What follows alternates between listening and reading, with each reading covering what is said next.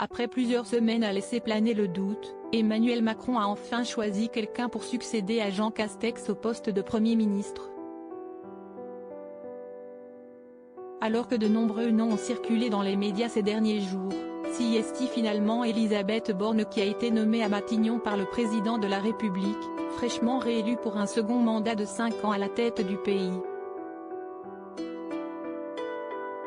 Un choix plutôt logique de la part du chef de l'État, étant donné que de nombreuses rumeurs évoquaient la nomination d'une femme pour prendre la succession de Jean Castex en tant que chef du gouvernement.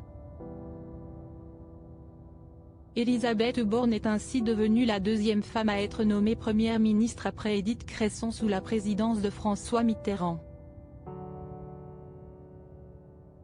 Elisabeth Borne est également une figure emblématique du premier quinquennat d'Emmanuel Macron à la tête du pays. En effet, l'ancienne présidente de la RATP avait rejoint La République En Marche, le REM, en 2017, avant d'être nommée ministre chargée des Transports au sein du gouvernement dirigé par l'ancien Premier ministre Édouard Philippe. Elle est ensuite devenue ministre de la Transition écologique après la démission de François de Rugy, puis ministre du Travail, de l'Emploi et de l'Insertion au sein du gouvernement dirigé par Jean Castex.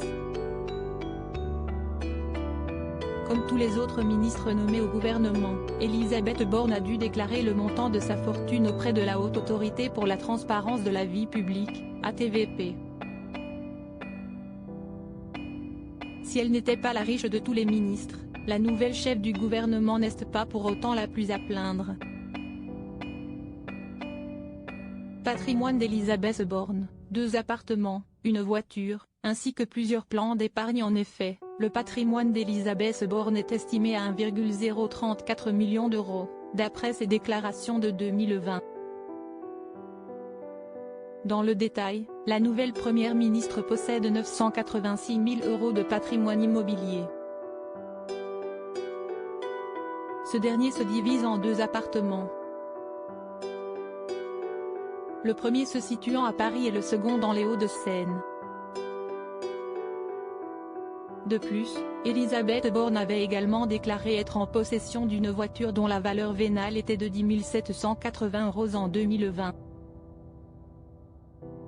Enfin, la nouvelle chef du gouvernement a enregistré 3 plans d'épargne action, PEA, à son nom, ainsi qu'un compte d'assurance vie, un livret A et d'autres comptes bancaires, tous bien remplis. Au moment de sa déclaration en 2020, le compte courant d'Elisabeth Borne était crédité de 61 425 euros. Loading widget.